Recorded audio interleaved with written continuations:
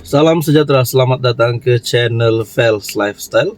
Terima kasih kerana terus setia dan terus bersama di dalam channel ini.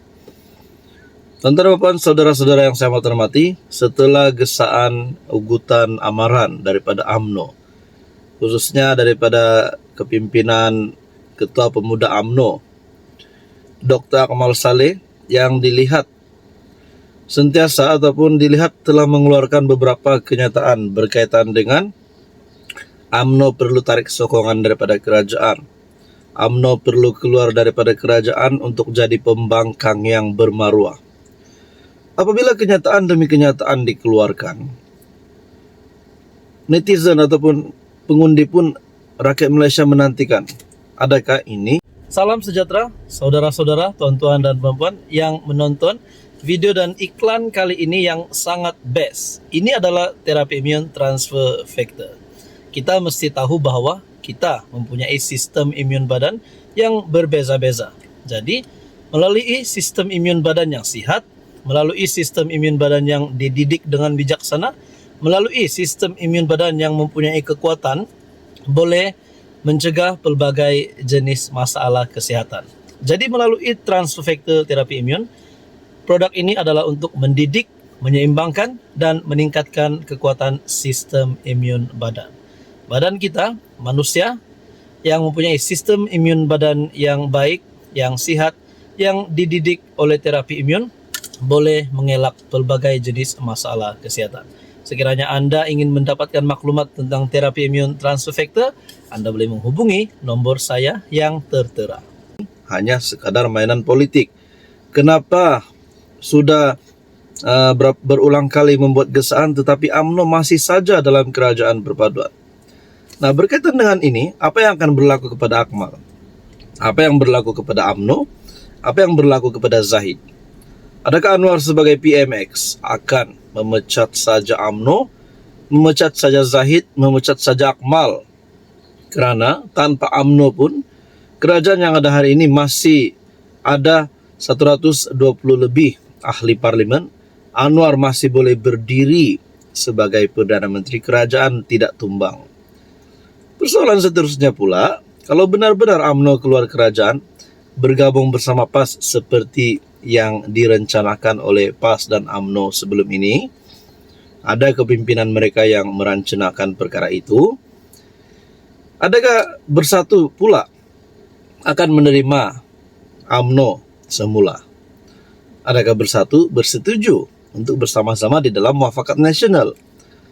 Ataupun tiba-tiba bersatu pula dengan 20 lebih ahli parlimennya sokong kerajaan perpaduan? Nah, jadi ada satu maklumat yang saya terima, saya lihat di FB.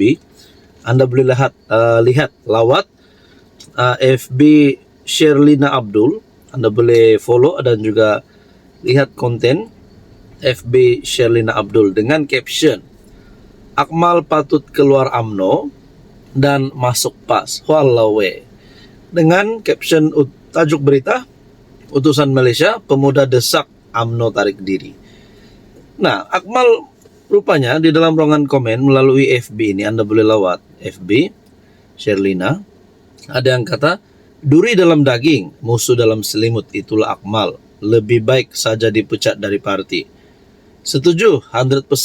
Mantap YB Sherlina. Akmal tak ada telur, mana berani masuk PAS. Seorang-seorang, ini tidak diajak semua dalam UMNO masuk PAS. YB Sherlina, jangan layan sangat dengan si gila itu, dokter mental. Akmal pikir dia pejuang Melayu. Ada yang kata Akmal patut keluar UMNO, masuk PAS. Jadi saya pun tidak tahulah apa yang akan berlaku kepada Akmal selepas ini, apa yang berlaku kepada Zahid, dan apa akan berlaku kepada UMNO. Kita nantikan saja, adakah UMNO sanggup keluar kerajaan jadi pembangkang yang bermaruah? Adakah mereka sanggup korbankan semua jawatan di dalam kabinet? Sedangkan kita dapat lihat Anwar sebagai Perdana Menteri yang melayan semua negeri, saya boleh cakap secara adil. Walaupun di negeri pembangkang, Anwar sebagai PN tetap memberikan sesuatu yang kita cakap tidak pilih kasih. Jadi pilihan ada di tangan UMNO. Apa komen Anda? Salam sejahtera, selamat datang ke channel Fels Lifestyle. Terima kasih kerana terus setia dan terus bersama di dalam channel ini. Kepada yang baru di dalam channel ini, selamat datang saya ucapkan, selamat tahun baru dan semoga terus dalam keadaan damai sejahtera. Saudara-saudara yang saya amat hormati, tuan-tuan dan puan-puan. Mungkin bukan sahaja saya yang tertanya-tanya, mungkin Anda juga tertanya-tanya.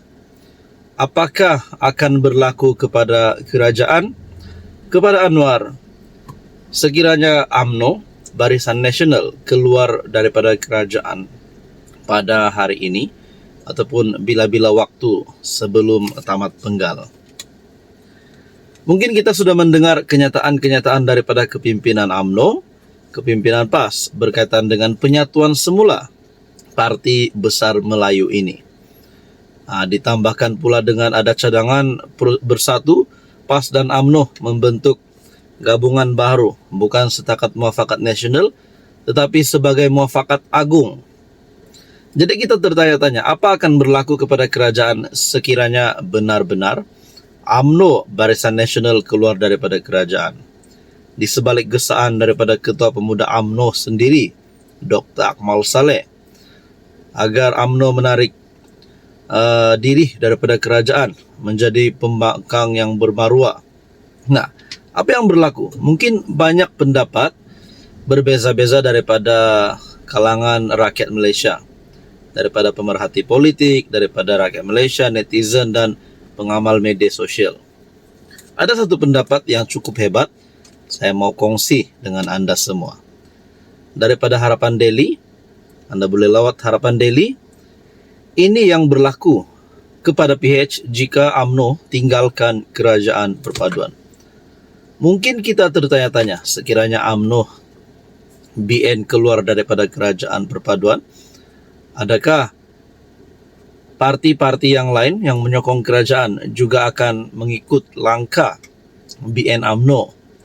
Adakah GRS, GPS akan mengikuti langkah BN UMNO untuk keluar daripada kerajaan? Nah, itu yang menjadi persoalan paling utama. Tapi dalam ulasan ataupun dalam kenyataan ini, PH masih berpotensi menang pilihan raya umum ke-16 dan mengekalkan Datuk Seri Anwar sebagai Perdana Menteri bagi penggal kedua walaupun tanpa kerjasama UMNO, kata Profesor Madya Dr. Muhammad Yusri Ibrahim, pensyarah pengajian polisi Universiti Malaysia Terengganu itu berkata, hal tersebut bergantung kepada beberapa faktor utama landscape politik semasa. Menurutnya antara faktor terpenting ialah corak sokongan pengundi Cina sekiranya UMNO meninggalkan kerajaan perpaduan dan kembali bekerjasama dengan PAS. Jika UMNO dan PAS kembali bergabung dalam suasana seperti yang dirancana oleh sayap-sayap pemuda mereka, pengundi Cina dijangka kembali menyokong PH secara solid. PH kembali menguasai segmen bandar dan segmen bercampur seperti dalam PRU 14, PRU 15. Selain itu, faktor GRS turut dilihat signifikan dalam menentukan keputusan PRU 16. Dr. Yusri menjelaskan kerjasama sedia ada antara PH GRS dalam kerajaan serta pilihan raya negeri yang lalu, memberi petunjuk bahawa gabungan itu berkemungkinan diteruskan pada peringkat persekutuan. Dengan kedudukan dan kekuatan semasa serta disokong sebagai kerajaan negeri, GRS berpotensi menang banyak kerusi di Sabah nanti, jelasnya. Tidak kekal terikat. Dalam masa sama, beliau menekankan peranan penting GPS, Gabungan Parti Sarawak, yang tidak terikat secara kekal dengan mana-mana gabungan.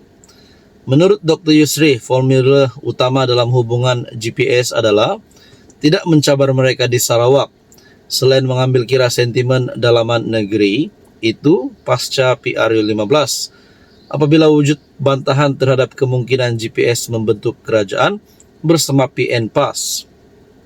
Beliau berpendapat jika PH mengekalkan prestasi PRU 15 atau hanya kehilangan beberapa kursi, JRS meningkatkan kemenangan di Sabah, GPS mengekalkan dominasi di Sarawak. Gabungan PH JRS GPS berupaya mencapai jumlah kursi mencukupi membentuk kerajaan.